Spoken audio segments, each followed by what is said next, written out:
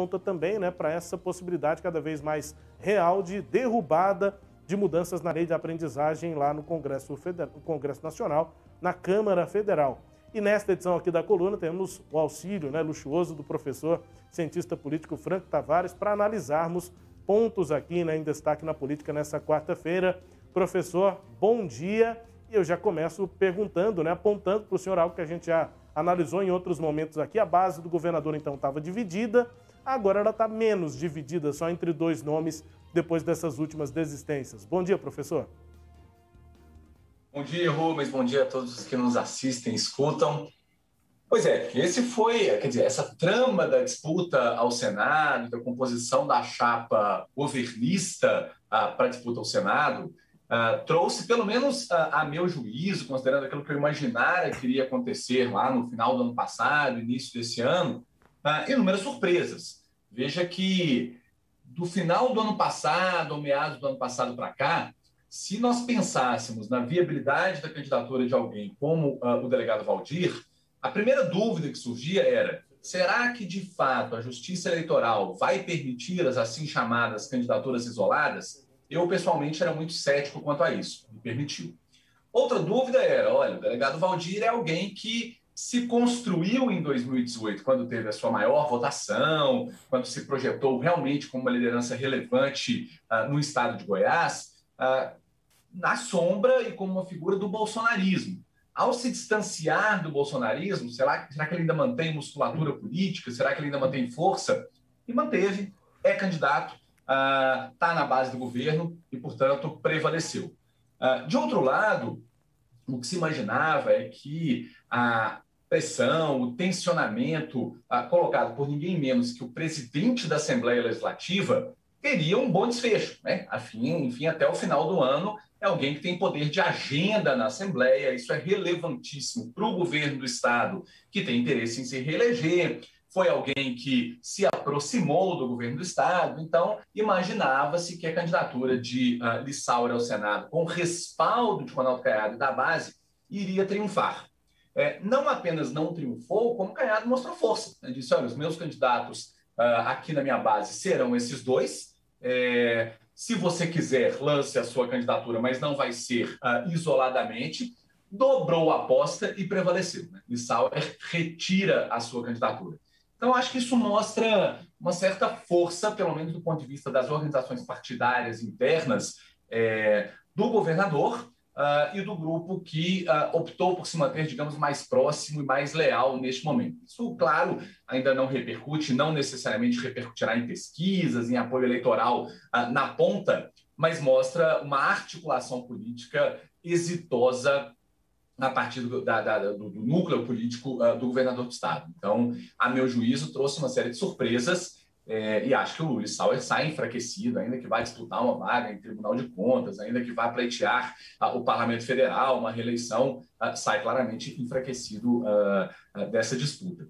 E Goiás se torna mais um estado em que a vaga para o Senado é um elemento estratégico na composição de grandes alianças. Isso aconteceu na Bahia, uma discussão muito tensa, uma negociação muito tensa se deu em São Paulo, tanto no grupo do bolsonarismo, quanto no grupo ligado ao Lula.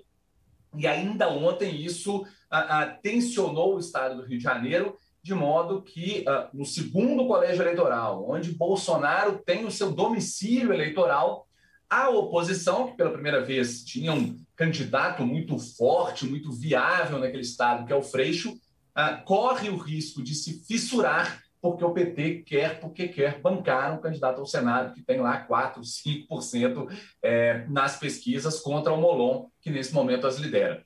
Portanto, acho que isso indica, em primeiro lugar, que partidos estão muito interessados em ganhar vagas no Senado. Agora, com o poder orçamentário do Legislativo, com uma série de grandes discussões da República que foram se deslocando nos últimos anos do Poder Executivo para o âmbito legislativo. Percebeu-se que uma casa que tem menos parlamentares como o Senado é extremamente importante, é estratégica para os partidos e é ali, portanto, que muitos tensionamentos nas coligações e, eu imagino, nas futuras coalizões governativas têm acontecido. Professor, e o outro destaque aqui da coluna, né, aponta para essa articulação de deputados, inclusive da base do presidente Jair Bolsonaro, para derrubar metade, basicamente, né, de uma medida provisória que foi tratada como importante pelo governo quando foi assinada, publicada lá em maio desse ano. Cria o programa Mais Empregos, Mulheres e Jovens, né? O governo anunciou, fez propaganda, né, sobre essa medida, sobre novos atendimentos sociais e também econômicos para a população. Mas aí a MP chegou no Congresso e houve uma manifestação intensa, e aí, além do mérito aqui da MP, o fato é que os retrocessos foram entendidos por um setor importante da sociedade, né, por entidades que executam a lei de aprendizagem e fizeram manifestações em Brasília, conversaram com os deputados, e aí os parlamentares entenderam que poderia haver desgaste em ano eleitoral se aprovassem as mudanças que estavam previstas, já estão valendo, né? Medida provisória já publicada já está valendo, agora ela pode ser derrubada pelo Congresso. E aí a tendência é essa, de que os deputados então derrubem essa parte da MP 1116, que trata sobre o Estatuto do Jovem Aprendiz. E aí eu acho que o que dá para entender, professor, é de que essa relação próxima, né, do presidente Jair Bolsonaro com a sua base, com o Centrão na Câmara, ela vai até a página 2, principalmente em ano eleitoral, né? Se os deputados entendem que pode haver algum desgaste há meses da eleição, é bem provável que aquilo, por mais que seja de interesse do governo, possa não passar, como é o caso dessa medida provisória, professor. Acho que, em primeiro lugar, vale a pena a gente discutir um pouco do mérito. Eu ainda acho que, quando a Constituição da República foi desenhada e subtraiu algumas matérias do espectro de incidência de medida provisória, por exemplo, direito penal, direito processual, a meu juízo, relações de trabalho também deveriam ser excluídas. Portanto, o direito trabalhista não deveria constar do rol de possibilidades de regulação por meio de medida provisória. Por quê? Medida provisória, como a própria Constituição da República prescreve, é um instrumento para situações de relevância e urgência. Relações trabalhistas têm que ser discutidas com a sociedade civil, com os sindicatos, com os movimentos sociais, têm que ser pensadas com relação aos efeitos sistêmicos, combinados e futuros de cada alteração no complexo legislativo, e, portanto, não é algo para se fazer assodadamente por meio desse instrumento que é excepcional, que é residual, chamado medida provisória. Então, tem um primeiro problema quanto ao mérito aí. Um segundo problema é que o governo Bolsonaro, até pelas concepções do ministro Guedes, pelas concepções do núcleo econômico dessa gestão, firma-se em uma ideia que já foi mais do que desautorizada, pelo menos nos últimos 20 anos, pela quase totalidade dos estudos de economia, seja os neoclássicos, seja os keynesianos. Isso está mais do que bem documentado empiricamente, que é a tese de que precarização de relação de trabalho aumenta emprego ou empregabilidade. Essa correlação não existe. Então, você reduzir, flexibilizar, como nesse caso, de dizer que vai dar mais empregos para as mulheres, mais empregos para a juventude, e com isso reduzir direitos, isso não implica aumento de emprego, isso não implica aumento de prosperidade social, isso não implica crescimento econômico. Quando, aliás, medidas de precarização produzem algum tipo de aumento no trabalho formal, isso não é duradouro e tende a ser um trabalho precário que faz com que a renda do trabalho, em comparação à do capital na sociedade, tenda, inclusive, a cair. Uma pessoa vai ter um pedaço de papel dizendo que tem um emprego formal, mas aquilo não representa nada, porque do ponto de vista da sua capacidade de trabalhar dignamente, de pagar suas contas, de comprar as coisas no supermercado, ela continua muito mal, assim como estava antes de ter o pedaço de papel com a carteira assinada.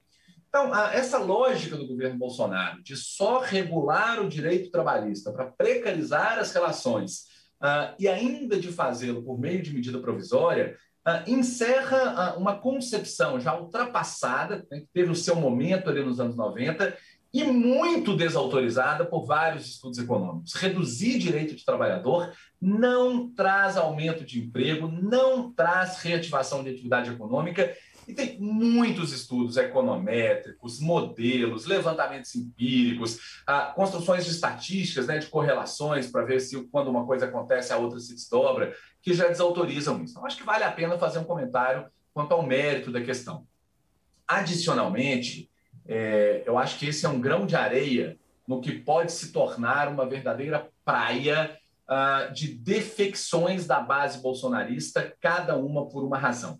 A verdade é que o Centrão começa a perceber que dificilmente Bolsonaro se elege. Nesse momento, ele está distante de ser favorito. Saiu hoje pesquisa da Quest, mantendo o cenário de mais de 12 pontos de diferença e até de alguma possibilidade de vitória de Lula no primeiro turno. E aí, claro, esses parlamentares que vêm desde a arena lá nos anos 70, no regime já superado da ditadura militar, sabem perceber para onde o vento caminha, conhecem o seu eleitorado e, aos poucos, portanto, podem ir se despedindo, votação a votação, ponto a ponto, palanque a palanque do governo Bolsonaro, né? A verdade é que, inercialmente, quando começa a haver um processo de deslocamento da base parlamentar e partidária de um governante como decorrência da perda de apoio junto à opinião pública, isso vai crescendo, crescendo até se tornar um tsunami. E parece que é o que está começando a acontecer no caso do governo Bolsonaro. Professor, dois assuntos aqui em destaque, né? Também o comentário do senhor dentro da coluna, essa questão do Senado na base do governador Ronaldo Caiado, e claro, o senhor também fez uma análise sobre essa vaga única em disputa ao Senado em Goiás e em outros estados também, e também aí sobre essa MP, que deve ter boa parte dela derrubada no Congresso Nacional, e esse contexto político do presidente Jair Bolsonaro no Congresso. Foi durante a nossa conversa que a assessoria do presidente da Assembleia Legislativa, Liceu Vieira, divulgou uma nota. Então, para encerrar aqui a coluna, faço esse adendo da nota oficial do presidente da Assembleia Legislativa, Liceu Vieira, que escreveu o seguinte nessa nota assinada por ele. No final, ele faz uma série de considerações, diz que atendeu ao chamado do PSD, que já prestou um grande serviço aos 7 milhões de goianos, e aí no final ele diz o seguinte, escreve o seguinte, abre aspas, ocupei o espaço a pedido do PSD, considerando a aliança da legenda com a chapa majoritária para a reeleição do governador Ronaldo Caiado, e principalmente o meu histórico de trabalho e compromisso com os mais de 7 milhões de goianos. Mas diante da decisão de candidaturas avulsas ao Senado Federal, entendemos em conjunto que o momento é de união e fortalecimento da chapa, não de divisão. Precisamos agregar força à base aliada, consolidando o grupo em prol de um bem maior, que é cuidar do nosso Estado. Sou grato a todo o apoio que tenho recebido, desde que anunciei que aceitaria esse desafio. Mas tudo tem o tempo e a hora certa para acontecer. Sempre honrei as oportunidades que tive, mas também sei reconhecer quando não é o momento ideal para avançar. Seguirei meu compromisso de continuar trabalhando para melhorar a vida das pessoas, fecha aspas. Assina, portanto, o presidente da Assembleia Legislativa, Liceu Vieira, confirmando a desistência dessa pré-candidatura ao Senado pelo PSD e pela base do governador Ronaldo Caiado, a base que agora segue tendo dois nomes, ao Senado, delegado Valdir e Alexandre Baldi. Com auxílio, com análise aqui de Frank Tavares, do professor cientista político, esses são os assuntos da coluna Sagres em Off dessa quarta-feira, que também é podcast. Está no Deezer, no Spotify, no SoundCloud e nos tocadores do Google e da Apple, todo o conteúdo. Está lá no nosso portal sagresonline.com.br. Sagres em Off. Sagres em Off. A coluna multimídia. Acompanhe ao longo do dia as atualizações no www.sagresonline.com.br. Sagres em Off.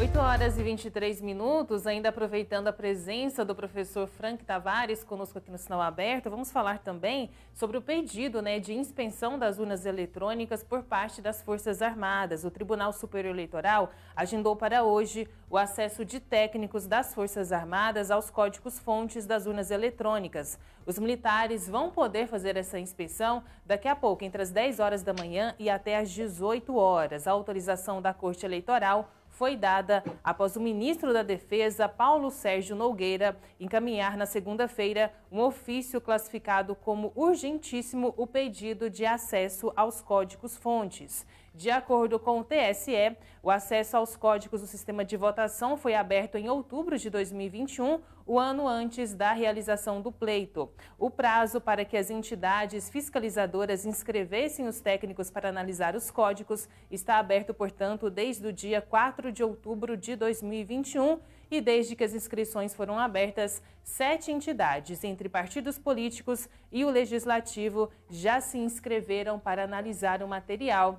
Professor, diante dessa notícia, né, esse agendamento ali previsto dos técnicos das Forças Armadas para inspecionar os códigos-fontes das urnas eletrônicas, cria-se, né, intensifica ainda mais essa crise institucional entre os poderes, intensifica também, né, a criação desse ambiente de desconfiança em relação às urnas eletrônicas? Acho que isso precisa ser pensado sob várias perspectivas. E a primeira delas é a que tem sido tão dita, e as pessoas precisam ouvi-la cada vez mais, que é a jurídico-constitucional. Se as pessoas que nos ouvem forem lá no Google, digitarem artigo 142 da Constituição da República, as pessoas conhecerão as competências, as atribuições constitucionais das nossas Forças Armadas. Não há pirueta interpretativa do ponto de vista jurídico, a gente chama isso de hermenêutica jurídica, não há possibilidade interpretativa que caminhe para se acreditar que as Forças Armadas brasileiras tenham qualquer tipo de atribuição referente à auditoria, controle, fiscalização, consultoria de processo eleitoral. No máximo, as Forças Armadas contribuem do ponto de vista logístico, levando urna para lá, trazendo urna para cá, coloca no avião, coloca no caminhão, coloca no barco, nas regiões, por exemplo, da Amazônia, e termina aí o papel das Forças Armadas. Não há atribuição constitucional para Forças Armadas fiscalizarem a idoneidade de processo eleitoral no Brasil. Isso posto, o código-fonte, portanto, as linhas de códigos binários de que se compõe o software das urnas eletrônicas, está aberto para fiscalização desde outubro, para uma gama imensa de setores da nossa sociedade, inclusive os partidos. Então, o PL, que é o partido do presidente da República, desde outubro passado, já poderia ter recrutado os melhores técnicos em informática do mundo para ir lá inspecionar esse código-fonte. E não fez. As próprias Forças Armadas já poderiam fazê-lo desde outubro. E aparecem agora dizendo que querem de maneira urgentíssima proceder a esse tipo de auditoria. Bom, se é urgente, por que não fez desde antes, quando já poderia fazer? Em segundo lugar, é claro que elas vão ter acesso a esse código-fonte, vão ver que não existe nenhum tipo de vulnerabilidade a ponto de colocar em risco a integridade das eleições, e mais, talvez vão se lembrar de que há urnas eletrônicas no Brasil há mais de 20 anos e as nossas Forças Armadas nunca se interessaram pelo assunto. Logo agora, quando há um recorde de militares com cargos comissionados, recebendo um extra, portanto, no governo federal, logo agora, quando o presidente da República, que recrutou tantas pessoas das Forças Armadas para trabalhar no seu governo, vai mal nas pesquisas, elas parecem tão interessadas em desautorizar a integridade do processo eleitoral contra as suas atribuições constitucionais. Então, elas vão além do que podem fazer, descumprem o direito brasileiro para colocar em questão um processo eleitoral que parece que não vai manter no poder aquele que empregou com cargos comissionados muitos dos seus integrantes. Isso definitivamente não faz parte da paisagem de um país constitucional e democrático. Aliás, nos meus estudos, tanto de teoria política como de direito constitucional, eu não conheço nenhuma nação democrática em que militares têm atribuição de auditar ou de fiscalizar processo eleitoral. Se a gente pegar, por exemplo, a teoria do Huntington, que é um autor conservador, um autor de direita, quando ele fala sobre a relação entre militares e política, esse tipo de ingerência militar no processo de legitimação do poder civil é um marco característico de regimes autoritários. Isso é um dos elementos de que nós nos utilizamos, tanto no direito constitucional como na teoria política, para identificar que um país não é democrático. Então, definitivamente, esse é o tipo de notícia, esse é o tipo de prática que nos faz ter muita preocupação com a estabilidade das nossas instituições constitucionais. A uma, porque a prática não tem fundamento constitucional. A duas, porque esse código-fonte já estava oportunizado há mais tempo. A três, porque esse interesse das Forças Armadas pelas urnas eletrônicas surge precisamente quando o presidente da República começa a questioná-las, e é logo o presidente que mais colocou militares na nossa história republicana em cargos comissionados, e, portanto, isso não parece muito republicano, para dizer o mínimo. Tá certo, professor. Muito obrigada pelo contato com a gente aqui nesta semana no Sinal Aberto. Até a próxima semana. Muito obrigada. Bom dia. É sempre uma alegria, eu fico à disposição.